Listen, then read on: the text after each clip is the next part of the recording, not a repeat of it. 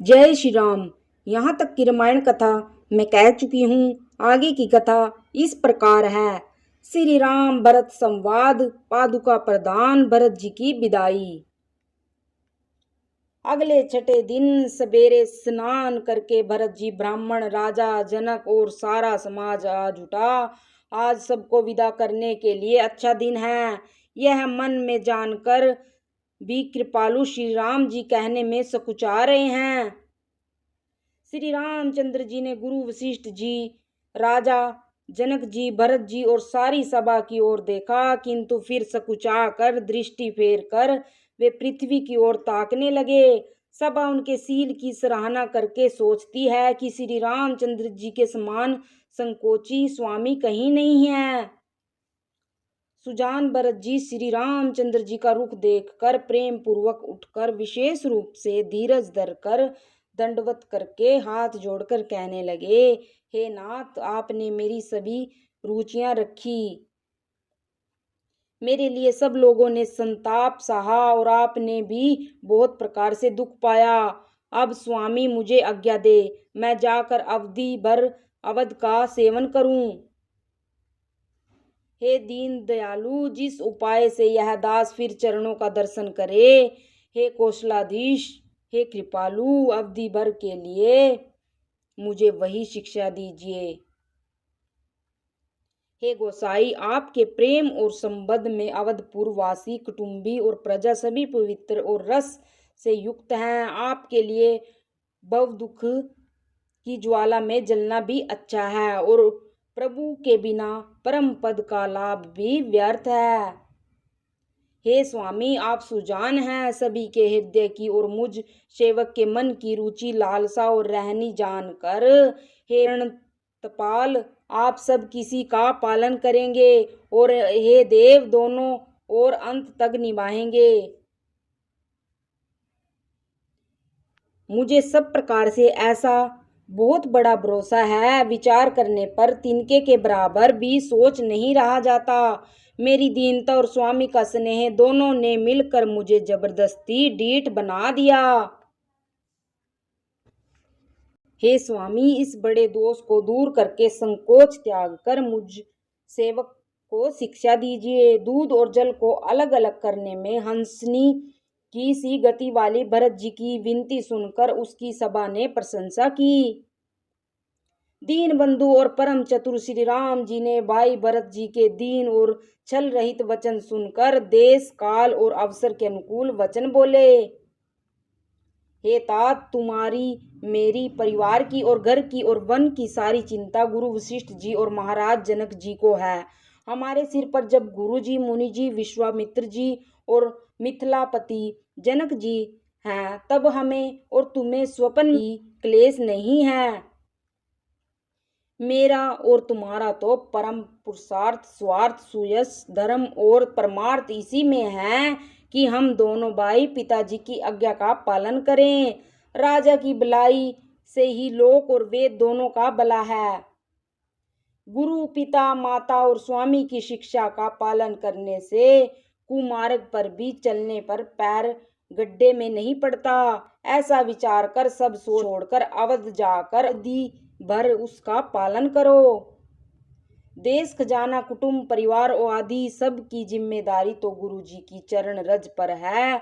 तुम तो मुनि वशिष्ठ जी, माताओं और मंत्रियों की शिक्षा मानकर तदनुसार पृथ्वी, प्रजा और राजधानी का पालन भर करते रहना।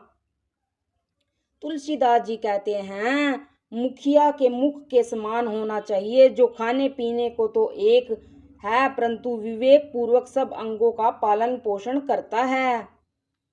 राजधर्म का सर्वस्व भी इतना ही है जैसे मन के भीतर मनोरथ छिपा रहता है। श्री रघुनाथ जी ने भाई भरत को बहुत प्रकार से समझाया, परंतु कोई अवलंबन पाए बिना उनके मन में न संतोष हुआ न शांति।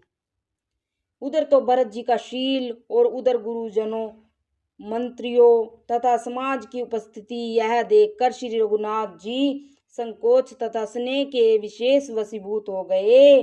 अर्थात भरत जी के प्रेम वश उन्हें पावरी देना चाहते हैं, किंतु साथ ही गुरु आदि का संकोच भी होता है। आखिर भरत जी के प्रेमवश प्रभु श्री रामचंद्र जी ने कृपा कर खड़ाऊ दे दी और भरत जी ने उन्हें आदरपूर्वक सिर पर धारण कर लिया। करुणा निदान श्री रामचंद्र जी के दोनों खड़ाऊ प्रजा के प्राणों की रक्षा के लिए मानो दो पहरेदार हैं। भरत जी के प्रेम रूपी रतन के लिए मानो डिब्बा है और जीव के साधन के लिए मानो राम नाम के दो अक्षर हैं। रघुकुल के लिए दो किवाड़ हैं, कुशल कर्म करने के लिए दो हाथ की बाती हैं और सेवा रूपी श्रेष्ठ धर्म के सुजाने के लिए निर्मल नेत्र हैं। भरत जी इस अवलंबन के मिल जाने से परम आनंदित हैं। उन्हें ऐसा ही सुख हुआ जैसा श्री सीता राम जी के रहने से होता है।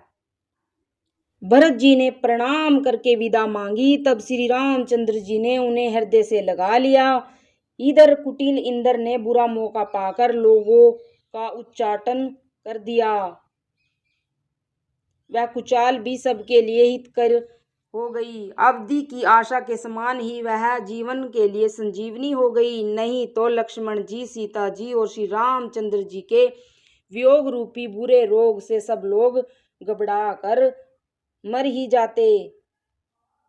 श्री राम जी की कृपा ने सारी उलझन सुधार दी। देवताओं की सेना को लूटने आई थी वही गुणदायक और रक्षक बन गई। श्री राम जी भुजाओं में भरकर भाई भरत से मिल रहे हैं। श्री राम जी के प्रेम का वह रस कहते नहीं बनता। तन मन और वचन तीनों में प्रेम उमड़ पड़ा। धीरज की दूरी को धारण करने वाले श्री रघुनाथ जी ने भी धीरज त्याग दिया। वे कमल सदृश नेत्रों से जल बहाने लगे। उनकी यह दशा देखकर देवताओं की सभा दुखी हो गई। मुनिगण, गुरु वशिष्ठ जी और जनक जी सरीखे धीर धुरंधर, जो अपने मनों को ज्ञान रूपी अग्नि में सोने के समान कस चुके थे, जिनको ब्रह्मा जी ने निर्लेप ही रचा और जो जगत रूपी जल में कमल के पत्ते की तरह जगत में रहते हुए भी जगत से अनासक्त पैदा हुए, वे भी श्री राम जी और भरत जी के उपमा रहित अपार प्रेम को देखकर वैराग्य और विवेक सहित तन मन वचन से उस प्रेम में मगन हो गए। जहाँ जनक जी और गुरु वशिष्ठ जी की बुद्धि की गति कुठित हो, उस दिव्य प्रेम को प्राकृत कहने में बड़ा दोष है। श्री रामचंद्र जी और भरत जी के वियोग का वर्णन करते सुनकर लोग कवि को कठोर हृदय समझेंगे। वह संकोच रस अकथनीय है। अतएव कवि की सुंदर वाणी उस समय उसके प्रेम को स्मरण करके सकुचा गई। भरत जी को भेंट कर श्री रघुनाथ जी ने उनको समझाया, फिर हर्षित होकर शत्रुघ्न को हृदय से लगा लिया। सेवक और मंत्री भरत जी का रुख पाकर सब अपने अपने काम में जा लगे। यह सुनकर दोनों समाजों में दारुण दुख छा गया। वे चलने की तैयारियां करने लगे। प्रभु के चरण कमलों की वंदना करके तथा श्री राम जी की आज्ञा को सिर पर रखकर भरत शत्रुघ्न दोनों भाई चले। मुनि, तपस्वी और वन देवता सबका बार बार सम्मान करके उनकी विनती की। फिर लक्ष्मण जी को क्रमशः भेंट कर तथा प्रणाम करके और श्री सीता जी के चरणों की धूलि को सिर पर धारण करके और समस्त मंगलों का मूल आशीर्वाद सुनकर वे प्रेम सहित चले। छोटे भाई लक्ष्मण जी समेत श्री राम जी ने राजा जनक जी को सिर नवाकर उनकी बहुत प्रकार से विनती और बड़ाई की। हे देव, दयावश आपने बहुत दुख पाया। आप समाज सहित वन में आए, अब आशीर्वाद देकर नगर को पधारिए। यह सुन राजा जनक जी ने धीरज धरकर गमन किया। फिर श्री रामचंद्र जी ने मुनि, ब्राह्मण और साधुओं को विष्णु और शिव के समान जानकर सम्मान करके उनको विदा किया। तब श्री राम लक्ष्मण दोनों भाई सास के पास गए और उनके चरणों की वंदना करके आशीर्वाद पाकर लौट आए। फिर विश्वामित्र, वामदेव, जबाली और शुभ आचरण वाले कुटुंबी, नगर निवासी और मंत्री सबको छोटे भाई लक्ष्मण जी सहित श्री रामचंद्र जी ने यथोयोग्य विनय और प्रणाम करके विदा किया। कृपा निदान श्री रामचंद्र जी ने छोटे, मध्यम और बड़े सभी श्रेणी के स्त्री पुरुषों का सम्मान करके उनको लौटाया। भरत जी की माता कैकेयी के चरणों की वंदना करके प्रभु श्री रामचंद्र जी ने पवित्र प्रेम के साथ उनसे मिल बैठ कर तथा उनके सारे संकोच और सोच को मिटाकर पालकी सजाकर उनको विदा किया। प्राण प्रिय पति श्री रामचंद्र जी के साथ पवित्र प्रेम करने वाली सीता जी नेहर के कुटुंबियों से तथा माता पिता से मिलकर लौट आई। फिर प्रणाम करके सब सासों से गले लग कर मिली। उनके प्रेम का वर्णन करने के लिए कवि के हृदय में हुलास नहीं होता। उनकी शिक्षा सुनकर और मनचाहा आशीर्वाद पाकर सीता जी सासुओं तथा माता पिता दोनों की प्रीति में समाई। श्री रघुनाथ जी ने सुंदर पालकियां मंगवाई और सब माताओं को आश्वासन देकर उन पर चढ़ाया। दोनों भाइयों ने माताओं से सम्मान प्रेम से बार बार मिलजुल कर उनको पहुंचाया। भरत जी और राजा जनक जी के दलों ने घोड़े, हाथी और अनेकों तरह की सवारियां सजाकर प्रस्थान किया।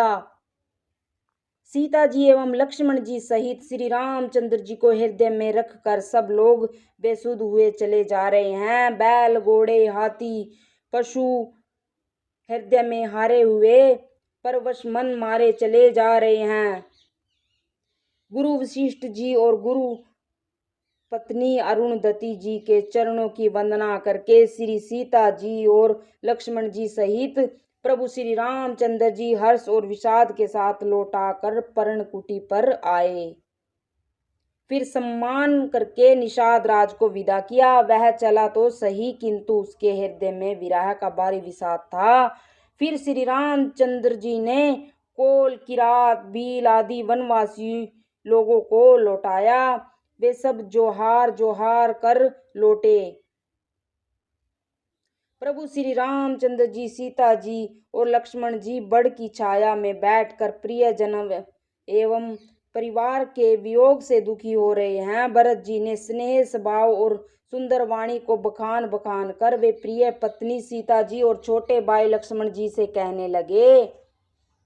श्री रामचंद्र जी ने प्रेम के वश होकर भरत जी के वचन, मन, कर्म की प्रीति तथा विश्वास का अपने श्रीमुख से वर्णन किया। उस समय पक्षी, पशु और जल की मछलियां, चित्रकूट के सभी चेतन और जड़ जीव उदास हो गए। श्री रघुनाथ जी की दशा देखकर देवताओं ने उन पर फूल बरसाकर अपनी घर घर की दशा कही। प्रभु श्री रामचंद्र जी ने उन्हें प्रणाम कर आश्वासन दिया। तब वे प्रसन्न होकर चले। मन में जरा सा भी डर न रहा। जय श्री राम।